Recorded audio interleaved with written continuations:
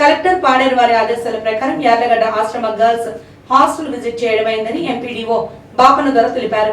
ఈ సందర్భంగా వారు మాట్లాడుతూ విద్యార్థులతో తరగతుల వారీగా కలిసామన్నారు. వారి సమస్యలు అడిగి తెలుసుకున్నట్లు తెలిపారు. మెనూ ప్రకారం అన్ని పెడుతున్నారని, విద్యార్థులు అందరూ ఆరోగ్యంగా ఉన్నారని తెలిపారు. టాయిలెట్స్ అన్ని క్లీన్ గా ఉన్నాయన్నారు. అదేవిధంగా అంగన్వాడీకి కూడా తనిఖీ చేయడమైందని, తర్వాత నీతి ఆయోగ్ లో భాగంగా యార్లగడ్డ పంచాయతీ పైడిపుట్ట గ్రామంలో సంపూర్ణత పోషణ అభియాన్ గ్రామ సభలో పాల్గొని పోషణ అభియాన్ గురించి ప్రజలకు వివరించామన్నారు.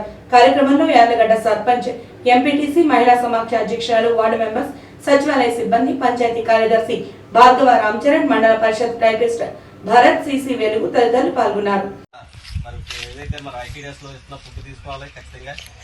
కొన్ని మూఢనమ్మకాలు ఉన్నాయి. గుడ్డు తినకూడదు అంటారు. అవన్నీ కూడా మనం మానే అంతే. ఆల్రెడీ మనం వస్తున్నాం 20-21 వస్తున్నాం. సో అందువల్ల మీరు ఏంటంటే ఏదైతే ఫుడ్ ఇస్తారో ఆ ఫుడ్ని వాడాలి. ఇంకా మీకు ఏం కావాలి ఇంకా మేము ఇప్పుడు అడుగుతారు మా సెక్రటరీ గారు, మేము రాసుకుంటాం అన్ని.